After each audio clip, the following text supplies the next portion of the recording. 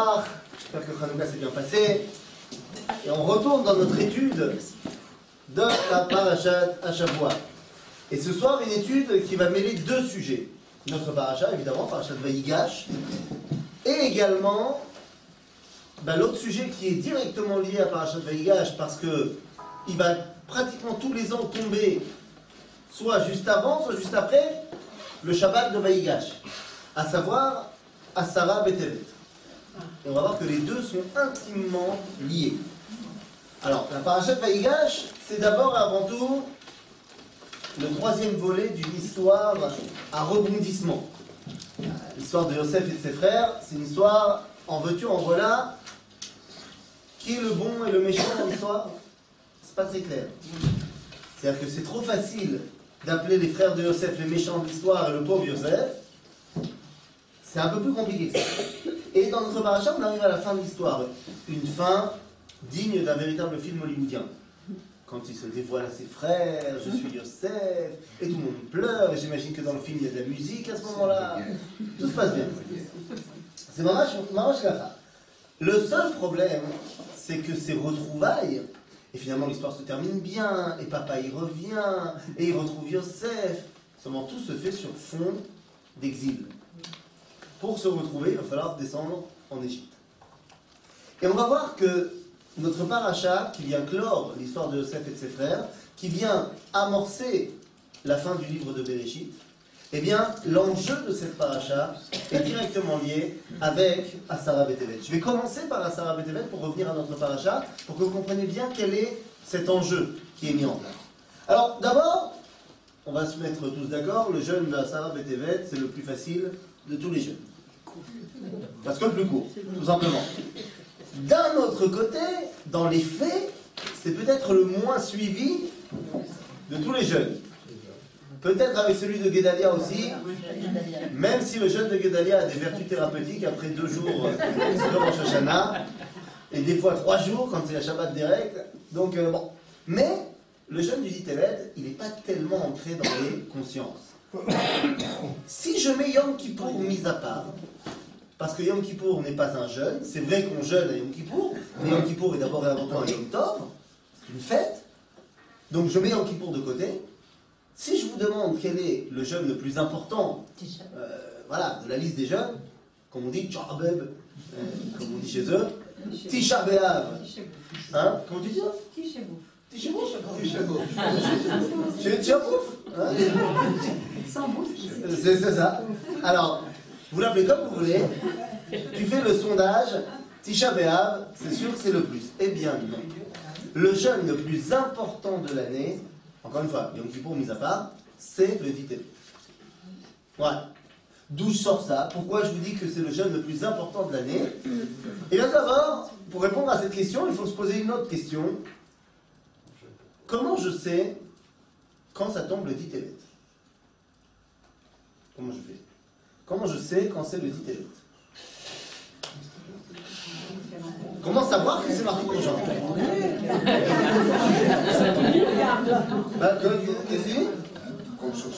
On compte sur ses doigts quoi? Combien? 10. Depuis Rosh Chodesh. Il a fait. Là, c'est pas très compliqué.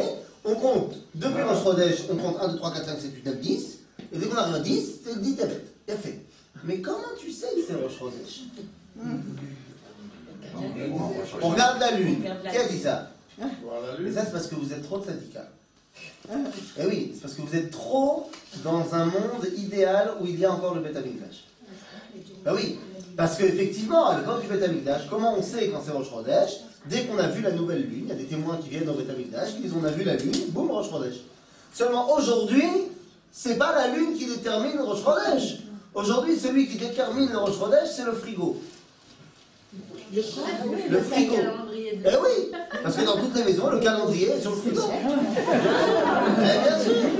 Ce qui fait qu'aujourd'hui, vous rigolez, mais aujourd'hui, je peux déjà, en 2 clics sur Internet, vous dire quand va tomber Rosh Chodesh Tevet et le Ditevet de 2027. Alors que vous imaginez bien qu'à l'époque, où on fait ça à Reïa, on attend de voir la lune, ben je ne peux pas savoir. Bon, alors d'accord, je vis dans une réalité malassot où c'est Alpi à calendrier. Bessel. Mais une fois, alors comme on a fait ce calendrier, on a fait un calcul mathématique. Maintenant, dans ce calcul mathématique, il faut savoir que Chazal y ont glissé des trikim. Trikim en français, ça veut dire des astuces, des trucs pour nous faciliter la vie. Par exemple, eh bien, on a fait en sorte que le dit Tevet ne tombe jamais Shabbat. Ne tombera jamais Shabbat. V'Hashéla il l'a. Eh bien, si jamais Tisha B'Av tombe Shabbat, comme c'est arrivé, je crois que non pas les dernières, mais ça arrive de temps en temps, qu'est-ce qu'on fait? On repousse. Si jamais Yom Kippour tombe Shabbat, qu'est-ce qu'on fait? On ne pousse pas, on jeûne. Mais bon, vous allez me dire, c'est Kippour. Ça va, il marche dans la Torah, il s'appelle Shabbat, Shabbaton, donc ça marche. Regardez ce que je vous ai mis dans la source numéro 2. Je vais directement à la 2, parce que c'est toujours mieux de commencer par le 2. Rabbi David Abu Darham, Rabbi David Abu Darham, Migdolé Arishonim Misfarad, nous dit Vetzarich ata ladat, dans son commentaire de la Tfila, il dit Vetzarich ata ladat, she'im haynu mekachim lefi hareia, c'est-à-dire que si on faisait encore Rosh Chodesh avec la lune, bah, si on fait avec la lune, les astuces ne marchent pas, parce que tu peux voir la nouvelle lune n'importe quel jour. Donc si tu veux la voir n'importe quel jour, le dit Tevet peut tomber également n'importe quel jour, y compris Shabbat. Donc il nous dit, Vaïnu mekachim lefi hareia, vetzom asara betevet ayachal beshabbat, aya doche et ha-Shabbat. Si le dit Tevet, alors aujourd'hui ça tombe pas Shabbat, on se dit, parce qu'on va faire un truc avec calcul, machin. Mais si le dit Tevet tombait Shabbat, et Bezrat Hashem, on va revenir au Beth Amikdash, et on va revenir donc à un état où on refera Rosh Chodesh al pi lune. Ouais, c'est pas comme ça qu'on dit, hein? Le jour où on a le droit de faire le cours en hébreu, vous me dites, ça me facilitera la vie. Dès qu'on pourra refaire Rosh Chodesh selon la nouvelle lune qu'on voit, alors peut-être ça tombera Shabbat, et effectivement, Doché et Shabbat. D'où est-ce qu'il apprend ça? Rabbi David Abu Darham, c'est pas lui qui décide. D'où est-ce qu'il sort ça? Eh bien, en fait, c'est une Xerashava qui est étudiée dans le Talmud. Parce qu'à propos, c'est quoi le seul jeune qu'on connaît qui dépasse Shabbat? On le dit Yom Kippour. À propos de Yom Kippour, il est marqué dans la Torah Be'etzem Hayom Hazeh. C'est le slogan qui est utilisé pour Yom Kippour. L'essence de ce jour-là, Etzem Hayom Hazeh. Or, quand on nous parle du dit Tevet, regardez la source numéro 3, dans le livre de Yecheskel, on nous dit Ben Adam, Ketov lecha et Shem Hayom et Etzem Hayom Hazeh, Samar Melech Babel, Yerushalayim Be'etzem Hayom Hazeh. Donc, dans la mesure où le dit Tevet est appelé dans le livre de Yecheskel également Etzem Hayom Hazeh, eh bien nos sages du Talmud vont faire ce qu'ils savent faire, une Xerashava, en disant, puisqu'il y a les mêmes mots là et mêmes mots là, eh bien on peut apprendre les mêmes halachot à certains niveaux, de là et de là. Et donc on va te dire, puisque à Yom Kippour, ça dépasse Shabbat, ça doché Shabbat, eh bien le dit Tevet également doché Shabbat. Donc c'est quelque chose qu'on ne vit pas au quotidien, parce que, encore une fois, notre calendrier est achat, mais il faut comprendre que ça veut dire que le dit Tevet a un statut tout particulier. Il serait capable de dépasser Shabbat. Mais on le vit au quotidien pour le vendredi. C'est le seul jeûne qu'on jeûne le vendredi, quand il tombe le vendredi. Ah voilà, c'est-à-dire que s'il tombe le vendredi, voilà, on se fait, même si a priori il n'y a aucun problème de jeûner un vendredi. Mais effectivement, on a l'habitude de, alors que celui-là, quand il tombe le vendredi, bon, déjà quand on a fait en sorte de ne pas tomber Shabbat, mais disons que les gens ils se posent pas la question le vendredi. Ils disent, bon, c'est un vendredi, c'est un vendredi.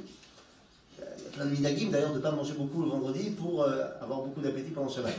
Mais ça, donc c'est déjà, il y a là.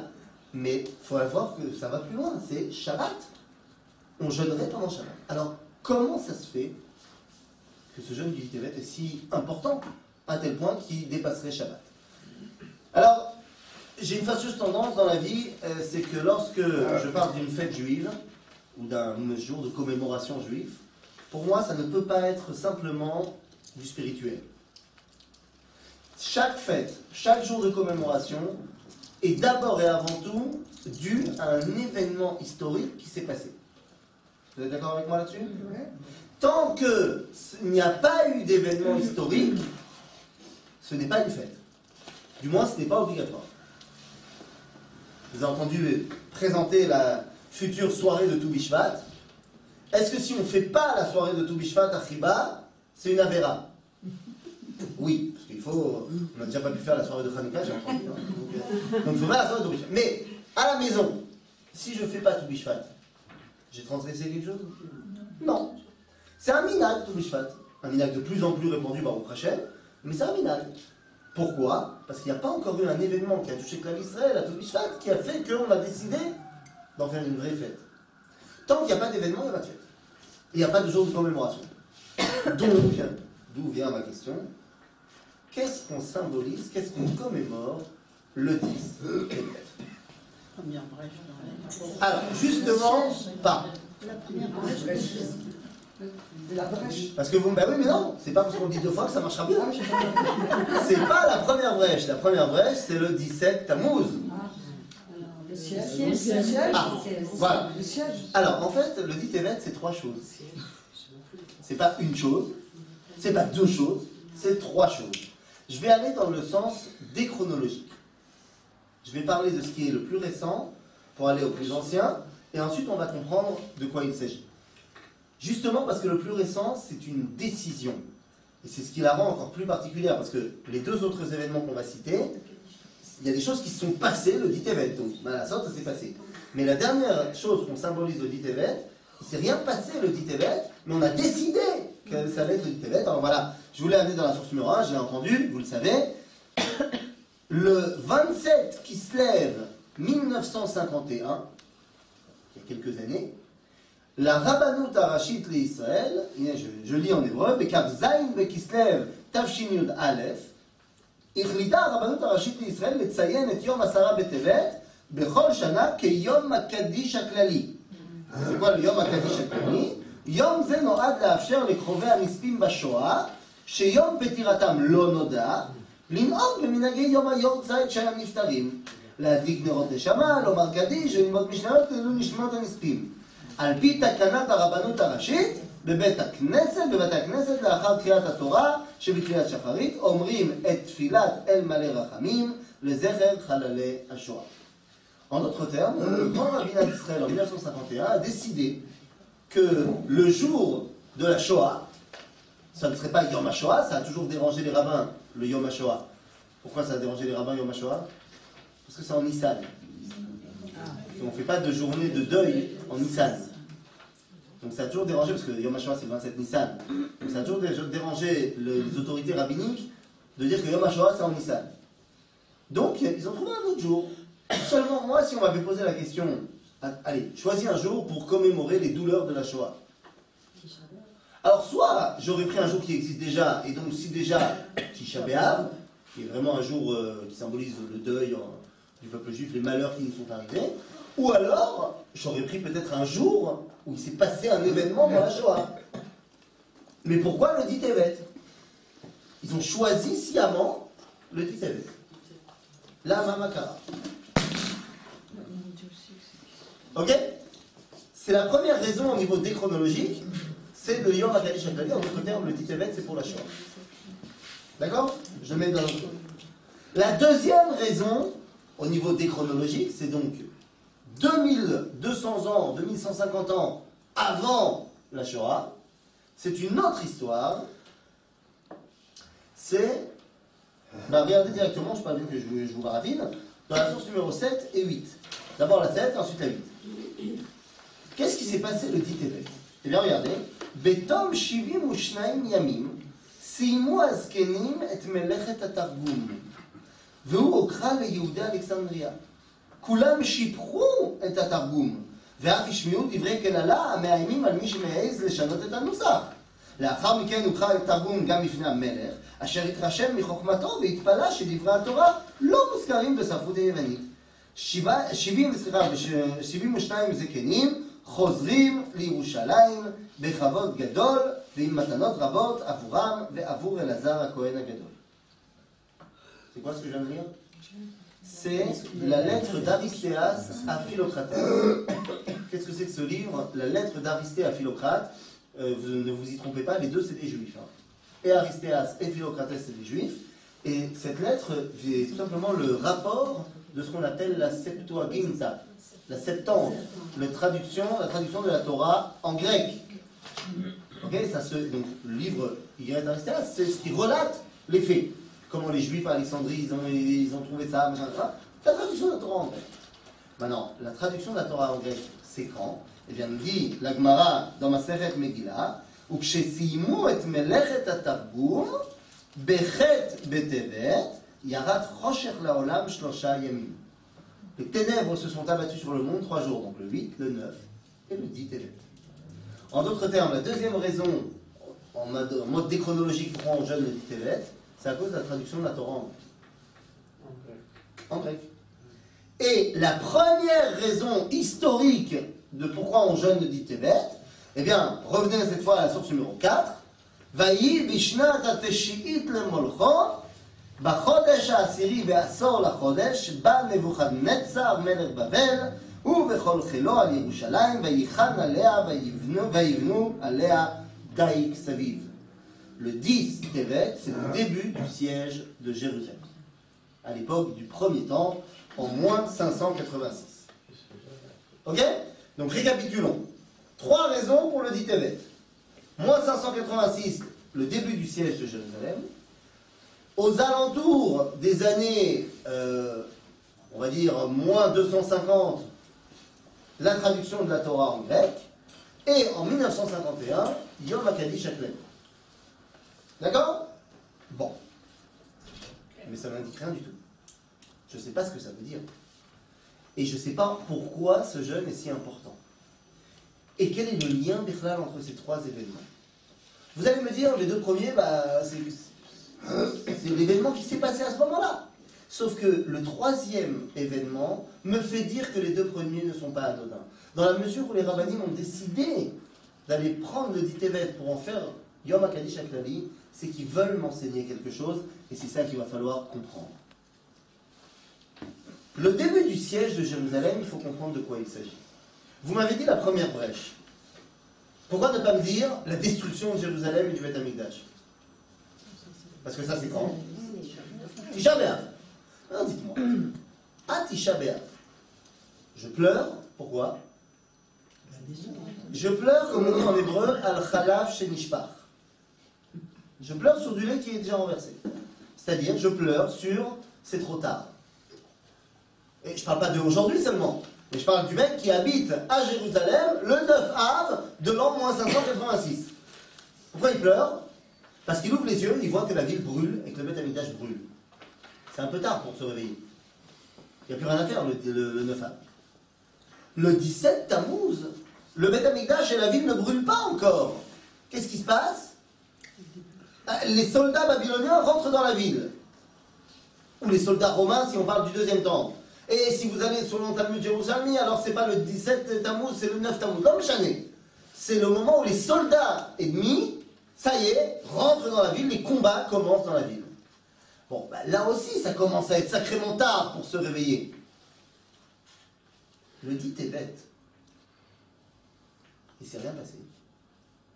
Concrètement. C'est-à-dire, entre le 8 Av de l'année moins 586 et le 10 Av, est-ce que la situation a changé concrètement dans les faits dans la ville? Ben oui. Le 8 Av, il y a une ville et il y a un Beth Amikdash. Le 10 Av, il n'y a plus de ville, il n'y a plus de Beth Amikdash, tout est détruit. Il y a eu un changement, un chamboulement radical. Est-ce qu'il s'est passé, est-ce que quelque chose a changé dans la ville entre le 16 Tammuz et le 18 Tammuz? Ben oui, le 16 Tammuz, les soldats, les ennemis sont dehors, et la vie à l'intérieur de la ville, elle est pas pâle, ça va. Et le 19, ou le 18 Tammuz, il y a du sang dans les rues par terre, tous les soldats massacrent les gens dans les rues. Il y a quelque chose qui a changé. Seulement, est-ce que dans le quotidien des gens de Jérusalem, la vie a changé entre le 9 Tevet et le 11 Tevet?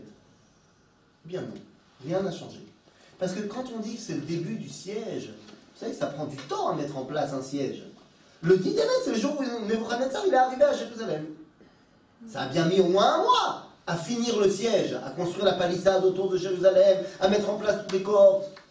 Il n'y a pas de cohortes chez les Babyloniens, mais non, ça prend du temps. Entre le 9 Tevet de cette année-là et le 11 Tevet, il n'y a rien qui a changé concrètement. Est-ce qu'à ce moment-là, les gens peuvent encore sortir de la ville? Oui. Ils peuvent sortir de la ville, s'enfuir. Ils peuvent, je sais pas moi, envoyer un message à une armée de mercenaires en disant on va vous payer tout ce que vous voulez, mais venez nous aider. On peut, je sais pas moi, organiser une grande chaîne de Teilim pour que Dieu nous fasse un miracle. On peut décider de former nos soldats pour se préparer à la guerre. Il y a encore plein de choses à faire. On n'est pas encore devant le fait accompli, comme on sera au 17 Tammuz, et encore plus à Tisha B'Av. Il en va de même pour la traduction de la Torah en grec. Si je devais faire une comparaison, ça ne colle pas au niveau des dates, hein, mais c'est une comparaison idéologique. Je dirais que le 9 Av, qui correspond à la destruction du temple, par rapport à l'histoire grecque, ce serait le moment où Antiochus a mis en place le droit de cuissage, où les Juifs n'ont plus leur mot à dire, où ils sont persécutés dans les rues. Vézène, trop tard. Le 17 Tammuz, je mettrais ça en comparaison avec les premiers décrets, les premiers, si vous voulez, signes d'antisémitisme de l'Empire grec face aux Juifs. Il se passe quelque chose. Mais le 10 Tevet, il s'est passé quoi? On a traduit la Torah en grec. Est-ce qu'il s'est passé quelque chose de mal? Est-ce que le quotidien des Juifs a été chamboulé? Est-ce que l'antisémitisme a commencé à ce moment-là? Pas du tout. Pas du tout. Les gens, quand ils ont vu la traduction de la Torah en grec, ils ont pensé que c'était bien ou pas bien? Nos sages, dans la Gemara, 500 ans plus tard, disent que c'est pas bien. Que les ténèbres se sont abattues sur le monde. Mais qu'est-ce qu'ils disent les gens sur place? On a lu dans la lettre d'Aristéas. Ils sont super contents. Attends, t'imagines si Macron il enlève son gilet jaune et il demande de nous faire traduire la Torah en français et de la mettre dans une place d'honneur à l'Élysée? On va pas être fiers? On va pas être contents?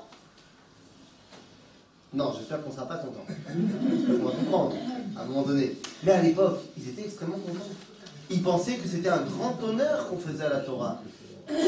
Maintenant, nous, avec du recul, on sait que ça, c'est la première étape de ce qui va amener Malchut Yavan Aresha. Je peux vous faire un cours sur Hanouka. Vous savez bien ce qu'on a vécu à Hanouka. Comment ça a fini, cette histoire?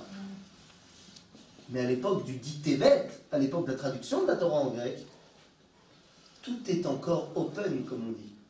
Tout est encore ouvert. Il ne tient qu'à toi de voir qu'il s'agit ici d'un impérialisme culturel qui veut t'enlever ton identité d'Israël. Vous savez ce qu'on dit dans l'Anissim? Ça y est, on a fini. Et qu'est-ce qu'on a dit pendant 8 jours dans l'Anissim? La première phrase. Une phrase qui est un petit peu pas sympa. On dit Bimem atityahu ben Yochanan kohen gadol chashmonai uvanav keshe'amda malchut yavan haresha'a. Et on se dit c'est pas sympa parce que les Grecs ont régné sur le peuple juif pendant à peu près 180 ans. Sur ces 180 années, il y a eu 4 années de règne d'Antiochus IV qui a été pas sympa avec nous. Pour un roi, pendant 4 ans qui a été pas cool, c'est pas sympa de dire que toute Malchut Yavan Haresha. Bien si, parce qu'en fait, Antiochus n'a été que l'expression méchante d'un projet beaucoup plus global. Et c'est quoi ce projet? On dit Shamda Malchut Yavan Haresha la Mecha Israël. Le quoi? Le Shakecham? Mi Toratecha. Les Ashkenazim, on se trompe. On dit les Shakecham ou les Ashkicham Toratecha. C'est-à-dire que ce que les Grecs voulaient nous faire, c'est nous faire oublier la Torah. C'est pas vrai. D'abord, ils voulaient nous faire oublier que la Torah chez BLP. La Torah chez Birtav, ils n'avaient aucun problème qu'on aille à la bibliothèque la lire, elle était écrite en grec. Mais ce qui est le vrai Moussar qu'on a retrouvé dans le Sidour de Rabbeinu Saadia Gaon, c'est les Ashkicham ou les Shakecham Mi Toratecha. Ce qui change tout. Ils ne voulaient pas nous faire oublier la Torah. Ils voulaient nous faire oublier de ta Torah. Qu'est-ce que ça veut dire? Qu'est-ce qu'ils voulaient? Ils voulaient la Torah. Ils l'ont traduite en grec. Et qu'est-ce qu'ils ne voulaient pas? Qu'ils ne soient pas envoyés à Israël. Ils ne voulaient pas nous. C'est-à-dire que c'est quoi l'impérialisme helléniste? Qu'est-ce qu'il voulait Alexandre? Tout le monde est grec. Tout le monde est grec. Il y en a qui le savent, il y en a qui ne le savent pas encore. On va leur dévoiler. Vous savez, il y a une rencontre qui est marquée dans la Gemara entre Shimon Hatzadik et Alexandre le Grand. Alors il y a toute l'histoire qui est marquée dans la Gemara. Mais il y a cette histoire, elle est relatée aussi chez les Grecs. Il y a un homme qui s'appelle Cléarchos, Cléarque en français, qui est un des élèves d'Aristote. Maintenant, il écrit un livre qui s'appelle Les Mémoires d'Aristote, et il retrace tout ce qu'il a vécu avec son maître. Or, Aristote était le rabbin d'Alexandre, Et il l'a accompagné dans un certain de ses voyages. Lorsqu'il arrive ici, Cléarque, il rapporte que Aristote a rencontré un juif du nom de Siméon. On sait qui? Shimon. Quel Shimon il a rencontré? Shimon Hatzadik, c'est lui le chef des juifs à ce moment-là. Et il raconte qu'ils ont parlé et qu'Aristote a été impressionné par la sagesse de ce juif. Et il a dit que Aristote était tellement impressionné, il a dit ce juif il est tellement sage qu'on pourrait penser qu'il est grec. Un grec, tout le monde est grec. L'impérialisme culturel grec, qu'on retrouve aujourd'hui dans l'impérialisme occidental et américain, c'est de dire non, t'as non Israël. Tu es grec de confession juive à la limite. Mais tu es grec. Maintenant ça marche dès le début, quand on veut traduire la Torah en grec. On veut prendre la Torah, et c'est ce qu'il dit le roi. Dans le livre d'Aristéas, il dit, le roi il était impressionné, il dit comment ça se fait qu'on c'était pas chez les Grecs tout ça? Comment ça se fait? Pour l'instant les Juifs ils ont gardé ce livre, heureusement que je suis là, et je vais ramener ce livre dans la culture mondiale, je vais la ramener à la bibliothèque. En d'autres termes, la traduction de la Torah en grec il s'est encore rien passé. On n'a pas encore les décrets de on a interdit la Limut Torah, Brit Mila, Rosh Chodesh, tout ce que Yann Turkous va faire. Nahon, on n'y est pas encore. Mais c'est le début du processus. Et je viens maintenant à ce qui nous touche plus profondément, parce que c'est ce qui est plus récent. Yom HaKadish HaKlali. Yom HaKadish HaKlali, la Shoah, ça nous a évidemment tous énormément touchés. On soit Ashkenaz, Sepharad, c'est pas le problème, ça a touché le peuple juif. Après, chacun il a son histoire particulière avec la Shoah. Mais une chose est sûre, maintenant, ça y est, la Shoah elle a eu lieu. La seule chose qu'on peut décider après la Shoah, c'est d'essayer de tirer des leçons. Pas d'essayer de trouver des coupables, ça ne sert à rien parce qu'on n'est pas Dieu, mais d'essayer de, ok, maintenant comment on se reconstruit après? En 1951, on est juste après, on a encore énormément la douleur de la Shoah. Et donc, on décide de faire ça le 10 Tevet. Et je retourne dans ma comparaison que j'ai fait tout à l'heure entre Tisha B'Av, destruction du temple, 17 Tammuz, brèche dans la muraille, et 10 Tevet, début du siège. Si je devais faire ces comparaisons avec la Shoah, alors je dirais que Tisha B'Av, dans l'univers de la Shoah, ça correspond à la date du 20 janvier 1942. Le 20 janvier 1942, c'est, comme vous le savez, la conférence de Wannsee, c'est-à-dire le jour où va être décidée et officialisée la solution finale. Ça y est, à ce moment-là, sont mis en place les camps de la mort, pas seulement les camps de travail, mais les camps de la mort, et la solution finale est mise en place, officiellement. On va dire comme ça, à partir du 20 janvier 1942, c'est trop tard. Le 17 Tammuz, je le ferai correspondre au 1er septembre 1939. C'est quoi? Qu'est-ce qui se passe? C'est le début de la guerre, ça y est, l'Allemagne envahit la Pologne. Bon, on va dire comme ça, un juif en Pologne, en 1942, il n'a pas beaucoup de chances de s'en sortir. Un juif en Pologne en 1939, le 1er septembre, qui est toujours en Pologne à ce moment-là, ça va être chaud. Mais le 10 Tevet, à ce moment-là, je le fais correspondre à une autre date. Qui d'ailleurs est très proche d'être peut-être le 10 Tevet aussi, il faut vérifier. Le 30 janvier 1933. Qu'est-ce qui se passe le 30 janvier 1933? Il y a un monte au pouvoir. Maintenant, que les choses soient bien claires.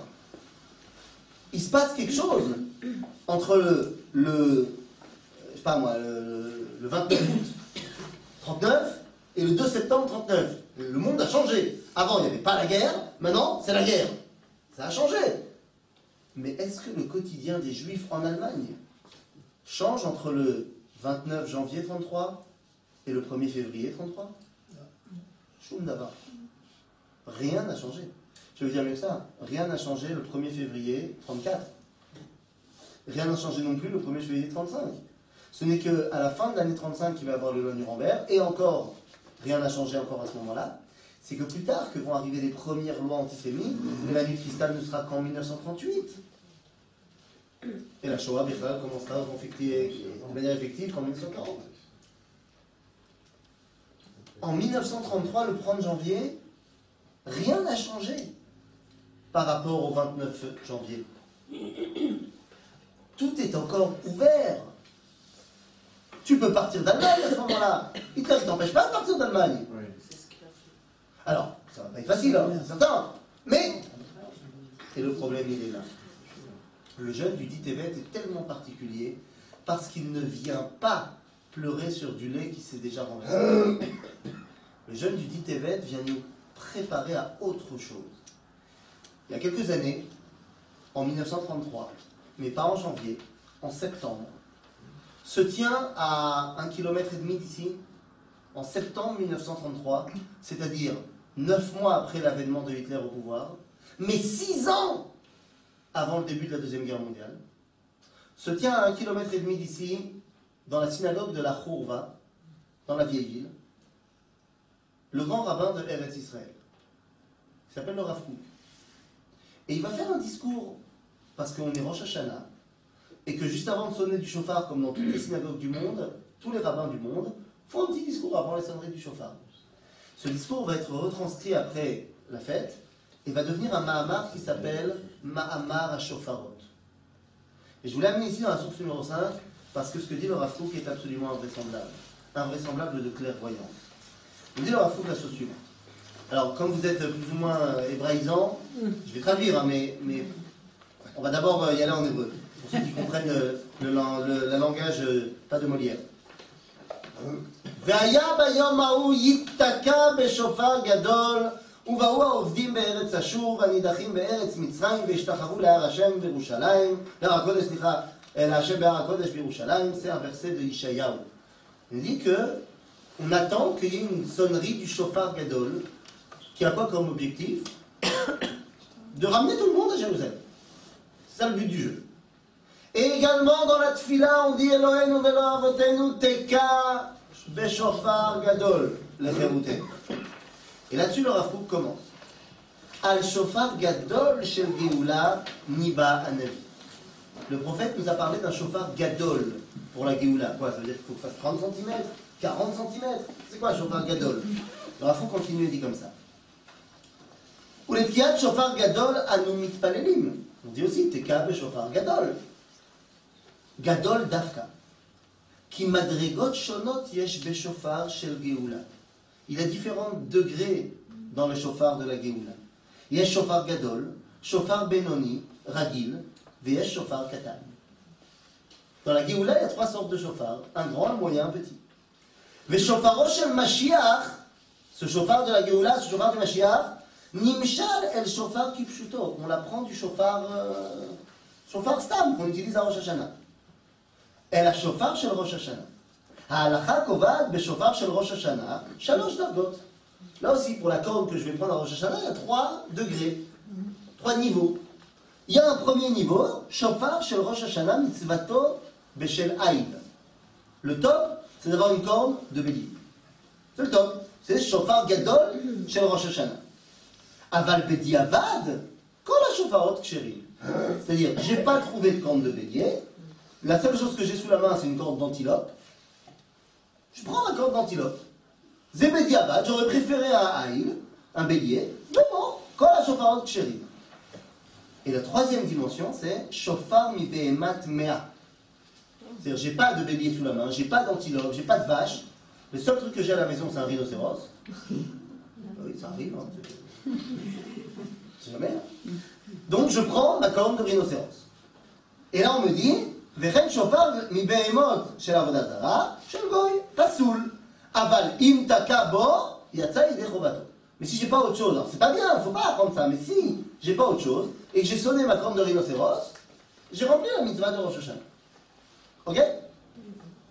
ומותר לתקוע בכל שופר שהוא אם אין שופר כשר. ובלבד שלא יברך עליו. Si j'ai une corne de rhinocéros, je peux faire la mitzvah avec, mais je ne fais pas la bracha dessus. Parce qu'on ne fait pas une bracha sur un truc tamé. D'accord? Adkan? Besel. Vedargot ele. Amenuyot ba'alacha beshofar shel Rosh Hashanah. Ces dimensions qui sont dans le shofar de la halacha de Rosh Hashanah, makbilot em le dargot beshofar shel Geoula. Elles sont à mettre en corrélation avec les différents niveaux de shofar de la Geoula. On a dit la Geoula c'est quoi? C'est de revenir Behar Hashem Yerushalayim. Alors c'est quoi? Bien regardez. Maola amito shel davar shofar shel Geoula. C'est quoi ce shofar de la Geoula? Beshem shofar shel Mashiach, qu'on appelle le shofar du Mashiach. אנו מתכוונים להתעוררות ולדחיפה הגורמת לתחייתו ולגאולתו של עם ישראל. C'est quoi le shofar de la Géoula? C'est ce qui amène les Juifs à se réveiller à la résurrection nationale du peuple juif.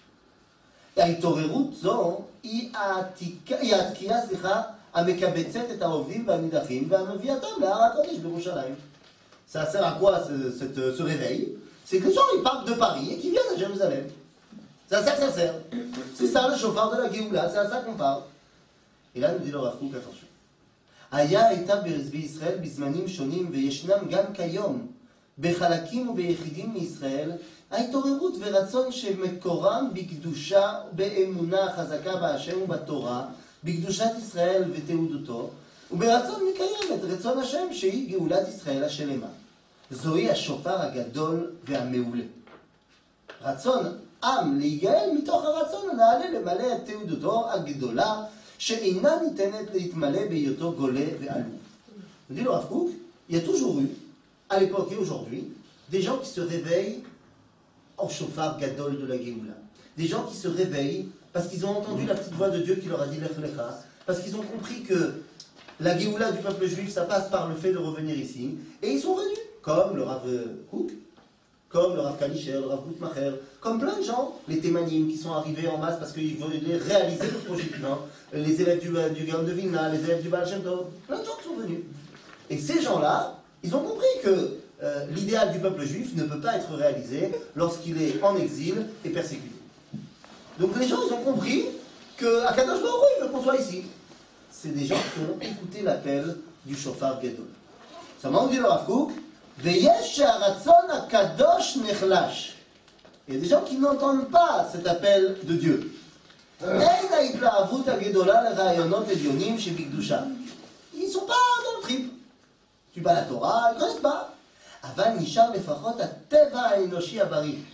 Mais il reste chez eux la nature bienveillante des gens normaux. C'est quoi les gens normaux? Il me dit, Ateva Enoshi Abari, Shegam Hu Mekoro Bikdusha. Ce sens d'être normal, c'est aussi, ça prend sa source dans la sainteté. Et il te dit quoi? C'est quoi ce sens-là? Veteva Enoshi Barizeh Mecholel Ratzon Tivi Pashut Be'uma Le'akim Et Shiltona Be'arza. C'est quoi cette volonté naturelle? C'est que les gens ils disent, j'ai envie d'avoir mon pays. Du nationalisme. Comment on appelle ça en Israël? Sionisme. Mais pas un sionisme Torah. Le sionisme laïque, que le Rav Kook qui vit à son époque. Il voit tous les pionniers qui sont en train d'arriver, ils ne sont pas religieux. Il dit, ces gens-là, c'est parce qu'ils ont le ratson, la volonté naturelle d'un peuple qui veut redevenir un peuple. Et c'est très bien. Alors on dit le Rav Kook, שגם הוא מגרום בקדושה וטבע האנושי בריא זה מחולל רצון טבעי פשוט באומה להקים את שלטונה בארצה, לקום ולהשתחרר, לחיות חיי חופש פשוטים ככל העמים. רצון טבעי זה מתוך הרגשה לאומית טבעית, זהו השופר הבינוני הרגיל, המצוי בכל מקום. Voilà, ça c'est l'appel sioniste laïque, c'est le shofar Benoni. Et on le trouve partout, dit le Rav Kook. Et il ajoute, Af'ou shofar kasher. On fait la bracha, ayom ha'atzmaut. C'est le shofar kasher. Afal pi, chez mitzvah barishon, yoter me'asher bo. On préfère une alia qui est portée par la Torah, bien sûr. Mais c'est bien aussi ça. Ok. Bediavad kol ha-shofarot ksher. Et là, le Rav Kook, ça prend ce qui nous intéresse. Je vous rappelle qu'il dit ça en septembre 1933. Rien n'a changé pour les Juifs d'Allemagne et d'Europe. C'est sûr que tout le monde sait que Hitler, il n'est pas fan des Juifs. C'est-à-dire, il a déjà écrit Mein Kampf et il a été élu sur un programme foncièrement antisémite. Mais, on ne parle pas encore d'exécuter tous les Juifs. À ce moment-là, le Rav Kook nous dit comme ça. Oulam yesh gam darga shlishit beshofar shel Mashiach. ואף היא מקבילה לשופר של ראש השנה, שופר קטן, פסול, שתוקעים בו בהכרח, quand on n'a pas le choix, אם אין שופר כשר בנמצא. אם מפסה התלהבות הקודש, ורצון הגאולה הנעלה הנובע ממנה, ואם גם ההרגשה האנושית לאומית וטבעית ורצון של חיי לאום בכבוד, גם הוא לא פה, גם הם אפסו, אם אי אפשר לתקוע בשופר כשר לגאולה, Baïm oïvé Israël vetokim beoznenu ligéoula. Si on n'entend ni le premier shofar, le grand, ni le moyen, viennent les ennemis d'Israël et sonnent le petit chauffard. Attention. Vetokim beoznenu legeulah. Em machrichim otanu lishmoa kol shofar. Ils nous obligent, nos ennemis, d'entendre le chauffard. Em matriim umarishim beoznenu ve'einam notnim lanu manoach bagola. Ils sonnent tellement fort qu'ils ne nous laissent plus aucun endroit pour se reposer en galoute. On est 6 ans avant la Deuxième Guerre mondiale. On est 7 ans avant le début des exécutions. On est 9 ans avant la solution finale. Et le plus fou, c'est qu'il le nomme le shofar katan. Et il dit shofar shel chayat mea ne'efach le shofaro shel Mashiach. Amalek, à son époque, Patliora, à l'époque de l'Inquisition. Et aujourd'hui, il le nomme Hitler. Verhoulé. Meorerim slicha legeulah. ומי שלא שמע קול השופר הראשון ואף לא לקול השופר השני הרגיל, לא רצה לשמוע, כי אוזניו נאטמו, הוא ישמע לקול השופר הטמא הפסול בעל כורחו ישמע. Et il dit ça, encore une fois, 6 ans avant le début de la guerre. Est-ce que quelqu'un l'a écouté? Non. ואפו יצא ידי חובה. גם לאומיות זו של השוט, של צרת היהודים, גם בה יש מן הגאולה. אולם על שופר זה אין לברך. Mais on ne fait pas la bracha sur un truc comme ça. Parce que, על דברי כללה, כל שהוא מן כללה, אין מברכים עליו. אנו מתפללים שלא יביאנו הקדוש ברוך הוא עוד לידי שמיעת השופר הפסול והטמא בעל כוחנו. ואף לשופר הפשוט הבינוני, החילוני כמעט, איננו מתגעגעים ביותר. זה. אנו תפילה עתיקה ושופר גדול לחירותנו, שופר שבא מתוך עומק קדושתה של נשמת ישראל, מתוך קודש קודשנו, ואז תהיה הגאולה השלמה. Le Rav Kook parle 6 ans avant le début du c'est trop tard. Au moment où le Rav Kook parle, c'est pas trop tard. C'est pas trop tard. Mais après, c'est trop tard. On dit la Mishnah dans la source numéro 6, Ezeu Chacham. Le jeûne de Tisha B'Av, tu pleures parce qu'il y a eu, on t'a fait très très mal. C'est trop tard, on t'a fait mal, et donc on va chaque année pleurer sur cette douleur qu'on t'a amenée. Et cette Tammuz aussi, on pleure un peu moins, mais on pleure aussi sur quelque chose qui nous est arrivé de grave. Le jeûne de Guédalia, pareil. On jeûne parce qu'il y a eu un acte dramatique qui s'est passé. Le jeûne d'Esther, il est complètement différent, c'est un jeûne préventif. C'est une fila en fait, c'est une grande fila, le jeûne d'Esther. Le jeûne du dit Tevet, c'est pas une fila. Il a commencé à se passer un truc, seulement tu ne le vois pas. Et on te dit, ouvre les yeux. Ouvre les yeux parce qu'il n'est pas trop tard. Il n'est pas trop tard. Il y a déjà un truc qui est en place, il y a déjà un processus, mais il n'est pas trop tard. Et tout ça est en lien direct avec la fin du livre de Bereshit, avec notre paracha. Eh oui. Parce que notre paracha, c'est la fin du game. Ça y est, Yosef s'est dévoilé à tout le monde. À Kol Tov, seulement Yosef va dire sans vergogne, dites à papa de venir. Et venez tous. Quoi, il n'aurait pas pu continuer à les nourrir en Eretz Israël? Quoi, il y avait... D'accord, mais en Égypte, il n'y a pas la famille. Il ne pouvait pas continuer à envoyer chaque mois des containers de blé en Eretz Kenan pour ses frères et pour son père. Il était obligé de les faire venir à côté de lui. On dit que l'exil était nécessaire. Alors, ben ça d'ailleurs, l'exil était nécessaire. Mais Akadosh Baruch Hu aurait pu se débrouiller comme il veut pour nous emmener en exil. Ce qui n'était pas nécessaire, c'était quoi? De kiffer l'exil. Et il est là tout le problème de la paracha de cette semaine. Venez, regardez, on arrive donc dans notre paracha. Lorsque finalement Yaakov et Yosef se retrouvent, après combien de temps? 22 ans. 23 ans même. Il a 17 ans quand il est jeté dans le puits, il a 30 ans quand il est Safnat Panéach, faites le calcul, ça fait plus de 22 ans, 23 ans qu'il n'a pas vu papa. Ça y est, enfin, retrouvailles. Et la Torah me dit que là, Yosef a eu une réaction normale. Ou Bachal, ça va. Normal. On retrouve son papounet. Normal. Par contre, on nous dit que Yaakov, C'est marqué ou Bachal Tzavaro. Rachid demande, Chazal il demande, et quoi Yaakov? Vous n'avez pas pleuré? Quoi il dit, la Torah lui dit pas, et tous les deux, ils ont pleuré. Ben non, il semblerait que Yaakov il était Ashkenaz. Pas pleuré. Yankel ici. C'est Yankel. Alors non, il trouve qu'il y a autre chose. On nous dit ici, Aval Yaakov, par la source numéro 9, Aval Yaakov lon nafal al tzavarei Yosef, velon nishkon, ve'amru rabotenu. Pourquoi est-ce qu'il a appelé? Il était pas comme Yosef, ah papa, ah Yosef. Ben, Yashkenaz, on a dit. Pourquoi il n'a pas fait ça? Non. Sheaya koreh et shema. Qu'est-ce que ça veut dire cette histoire? Il était en train de faire le schéma, excuse-moi, schéma. Alors de deux choses lui. Soit c'est l'heure du schéma. C'est possible que ce soit l'heure du schéma. Mais à ce moment-là, Yosef aussi doit dire le schéma. Donc c'est un cas où Yaakov il dit schéma, mais Yosef il ne doit pas dire schéma. C'est quoi ce cas? Quand est-ce qu'on dit le schéma? Il pense qu'il va mourir. Il pense qu'il va mourir? Il en a encore pour 17 ans là à tenir. Non, je dis, il le pense, mais il ne le sait pas. Alors, quand est-ce qu'on doit dire le schéma? Le matin, le soir. D'accord. Et quand l'autre? À la mita. À la mita, c'est pourquoi? C'est parce que tu dois dire le schéma avant de mourir.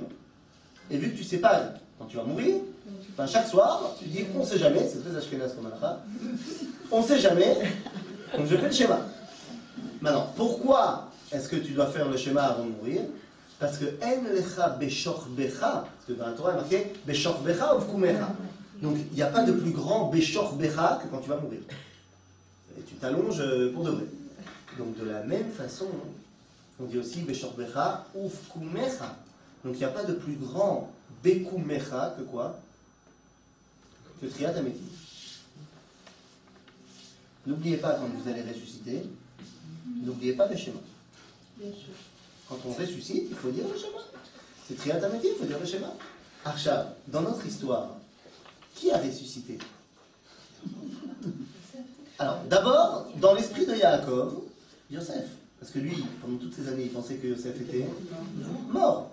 Donc pour lui, Yaakov, Yosef ressuscite. Seulement, Yosef, lui, il savait qu'il n'était pas mort.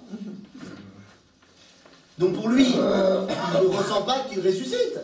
Il a toujours été vivant, il se savait vivant. Donc c'est normal que ce soit que Yaakov qui fasse le schéma et pas Yosef. Il y a une dissonance énorme entre Yaakov et Yosef. Et cette dissonance va amener Yaakov à penser que ce qui est en train de se passer maintenant, c'est tort. J'ai retrouvé Yosef. Ça y est, le peuple d'Israël est enfin réuni. Finalement, pendant 23 ans, le peuple juif était séparé. Il manquait quelqu'un. Maintenant, on est enfin réunis. Avalefo, baguette. Et vous allez me dire, bon, il n'y a pas le choix, il y a la famine, à quoi le Besséder? Mais il y a juste un truc qui me dérange. Il y a la famine. Combien de temps elle a duré la famine? 7 ans. Combien de temps elle a duré la famine? 2 ans. Alors, elle devait durer 7 ans. Grâce au mérite de Yaakov qui est arrivé en Égypte, ça a duré que 5 ans. Allez, 5 ans. Maintenant, il faut du temps après pour se remettre d'une famine. Allez, combien de temps il faut se remettre? Allez, encore 5 ans. Et voilà. Gratis. Alors, dis-moi, après 10 ans, pourquoi Yaakov n'est pas parti en Israël? Alors, vous allez me dire, Yaakov, il est peut-être un peu vieux, vous savez, il est tout jeune, peut-être qu'il n'a pas les forces de repartir. Mais Yehuda, Lévi, pourquoi le peuple juif n'est pas rentré? Arrête, pourquoi ils sont venus en Égypte? Ils le disent. À cause de quoi? À cause de quoi ils restent? À cause de quoi ils viennent en Égypte? À la famine. Une fois la famine est finie, on repart. C'était bien en Goshen. Oh, bon. Retaille, le dernier verset de la paracha de Vayigash, de notre paracha. Je ne vous l'ai pas mis dans la feuille, je ne sais même pas pourquoi, mais je vais le dire BLP. C'est un verset qui me reste ancré tellement il est fort. Le dernier verset de la paracha de Vayigash nous dit Vayeshev Israël be'eretz Mitzrayim be'eretz Goshen vayachazu ba vayifru vayirbu me'od. Je traduis. Vayeshev Israël, je comprends pas, be'eretz Mitzrayim ou be'eretz Goshen?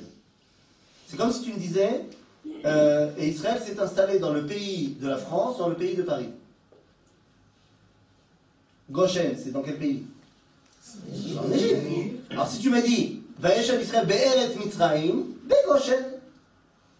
C'est quoi be'eretz Mitzrayim be'eretz Goshen? C'est un autre pays? Quel? Non, pas officiellement. Mais quand tu arrivais à Goshen, tu avais l'impression d'être dans un autre pays complètement.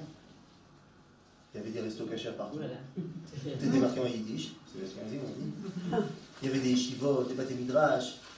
Il y avait tous les gens qui se baladaient en kippa dans la rue. On ne pouvait pas se balader au Caire avec des kippotes dans la rue, avec l'antisémitisme. Mais là-bas, tu allais bien.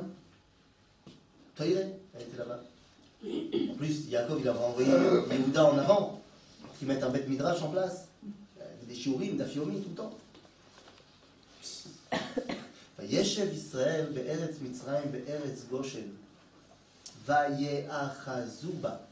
C'est quoi Vayeachazuba? Ils en ont pris possession. Aval, et j'aime le citer ici, parce qu'il mérite, dans la source numéro 12, ceux qui ont la feuille, je cite mon oncle, mon tonton. Il a écrit un commentaire avec les autres, parce qu'il est rabbin en France, et à l'époque du Rav Sitruk, ils avaient fait avec tous les aumôniers, les rabbins aumôniers en France, ils avaient fait un petit recueil de livrets Torah sur la paracha pour les différents soldats juifs de l'armée française. Bon, il m'en a fait parvenir un, ça s'appelle Tzva Marom, le livre, et chaque aumônier il a pris une paracha. Il a fait 2-3 pages comme ça sur une paracha. Et donc il a pris la paracha de Vayechi, mais en fait il n'explique pas la paracha de Vayechi, il explique le dernier verset de la paracha de Vayigash parce que il est collé à la paracha de Vayechi. Il n'y a pas d'espace entre la fin de Vayigash et le début de Vayechi. Et il explique par rapport à ce mot-là, Vayeachazuba, ça veut dire qu'ils en ont pris possession au sens littéral. Mais mon oncle il dit Ki amila Vayeachazuba en perusha rak leitnachel sham. Ela gam lipol ou leidabek le sham.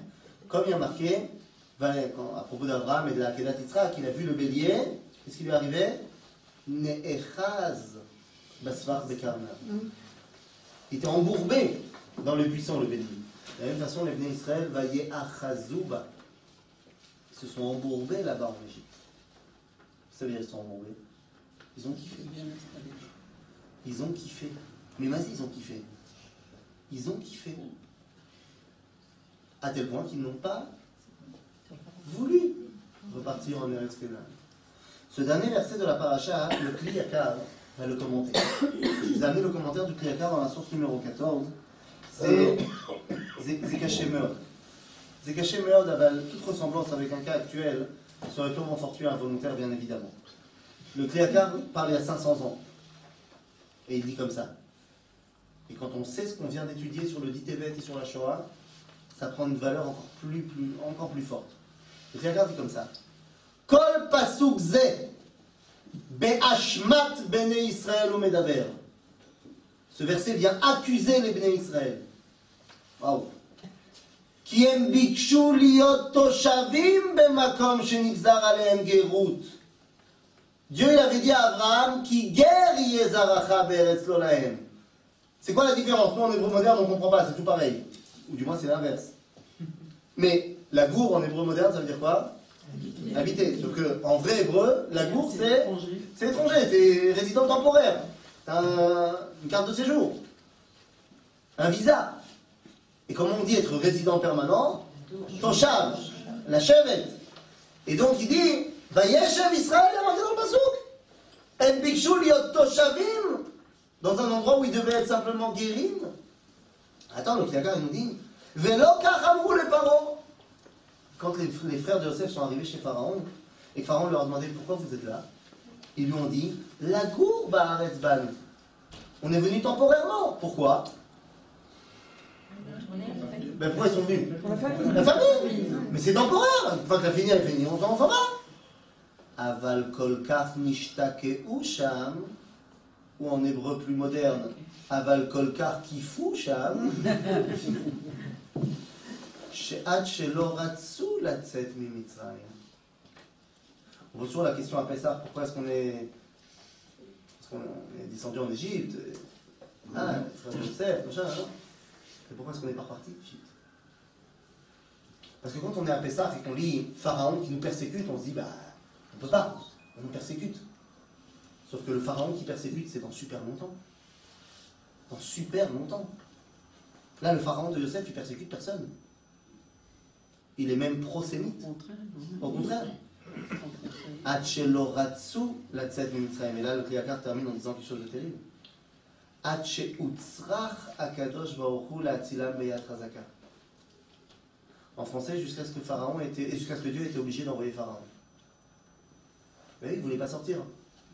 Tant qu'on ne leur mettait pas le couteau sous la gorge, ils ne voulaient pas sortir. On était obligé de leur mettre le couteau sur la gorge pour qu'ils sortent. Donc Yakar termine avec une phrase terrible. Ve'elu shelo ratzu latzet metu beshloshet yemei ha'afela. Et finalement, ceux qui n'ont pas voulu sortir d'Égypte ont disparu dans l'histoire. À l'époque de Yosef, à la fin de la famille, il n'est absolument pas trop tard pour les Gaël. Il n'est pas trop tard pour prendre ses valises, prendre ce que tu as à prendre de l'Égypte, parce qu'il y a des nids de sorsot, mais tu peux rentrer en tapis rouge. Tu peux rentrer comme il faut. Et comprendre qu'Akadosh Baruch Hu t'a demandé de rentrer. Ou alors tu peux attendre. Tu peux attendre d'abord que Vayakom Melech Hadash al Mitzrayim Asher lo yada et Yosef, qui commence à dire à son peuple Aranitra Kemalo. Et on commence à mettre en place des lois anti-juives. Mais là encore, tu peux encore t'en sortir à ce moment-là. Ou alors tu dis mais ça n'ira pas plus loin. Et tu attends que Pharaon évite Otanu, Be'avoda Be'parech, Be'avoda Kasha. À ce moment-là, tu ne peux plus rien faire. Le dit Tevet, c'est le moment où tu jeûnes parce que c'est pas encore trop tard. Parce que tu dois ouvrir les yeux et te dire oh, on a dévié, viens, on revient. Viens, on rouvre les yeux. Et on se rend compte que c'est pas trop tard. Et on change de kivoun. C'est ça le dit Tevet. Pourquoi c'est devenu le Yom HaKadish HaKlali? Mais parce que particulièrement après la Shoah, la Rabbanout Harashit d'Israël a dit ok, maintenant on se réveille. On comprend que c'est pas la peine de réattendre que la situation soit terrible. Baruch Hashem qu'aujourd'hui il y a plein de plans pour l'Aliyah, machin, et Kalita, et c'est super. Mais il faut attendre vraiment d'être en situation de je fais mon Aliyah parce que j'ai subi une agression à Paris. On est obligé d'attendre ça. On est obligé d'attendre le 17 Tammuz, voir Chas v'Shalom Tisha B'Av. On ne peut pas comprendre avec le dit Tevet. Alors qu'est-ce qui nous permet de comprendre? Bien, ce qui nous permet de comprendre, c'est le secret de la réussite du Shofar Gadol. C'est quoi le secret de la réussite du Shofar Gadol? Le secret de la réussite, il se trouve ici dans la source numéro 11.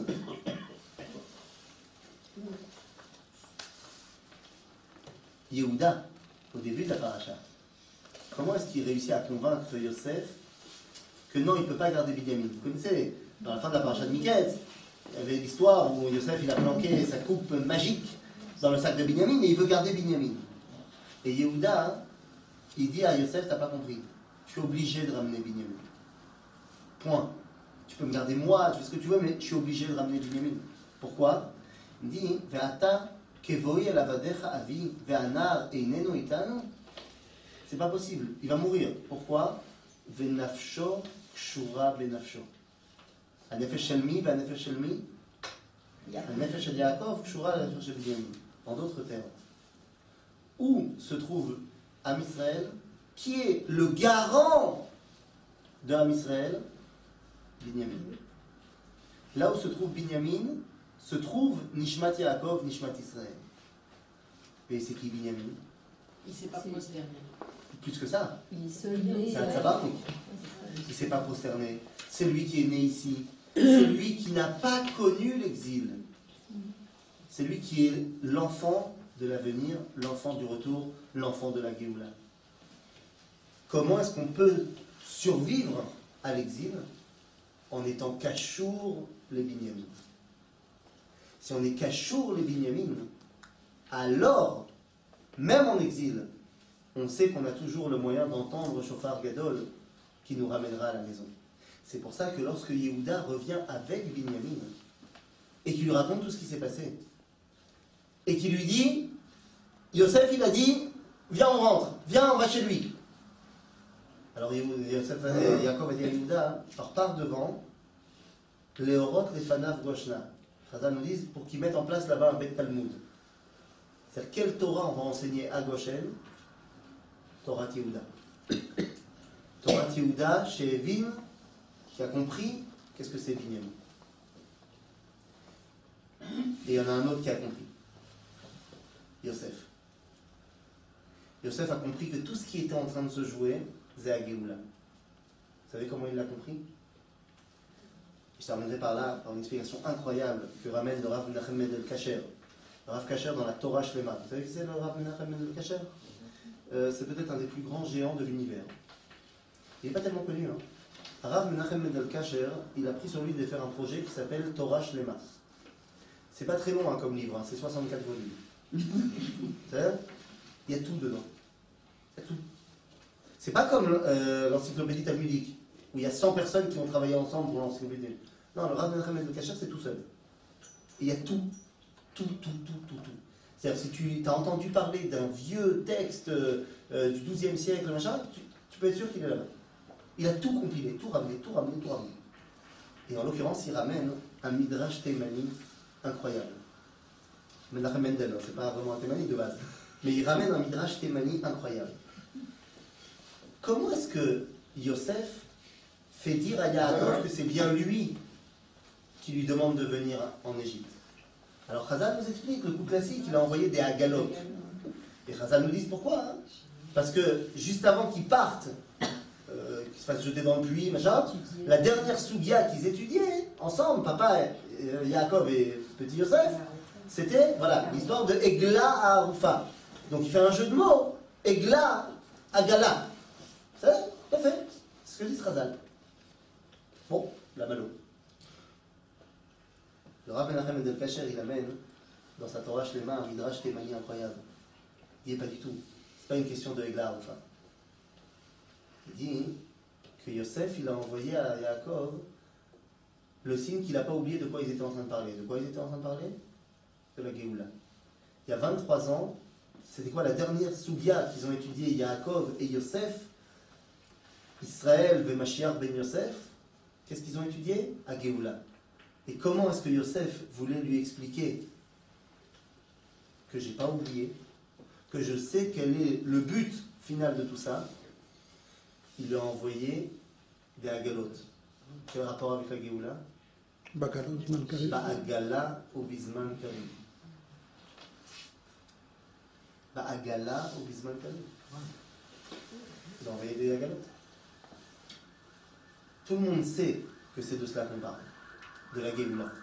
Parashat Vaïgash et le début de l'arrivée en exil de tout le peuple juif. C'est Dafka dans cette paracha. On met en place l'idéal de la Géoula. Nachon, on est descendu en exil, n'oubliez jamais qu'il va falloir en sortir de cet exil.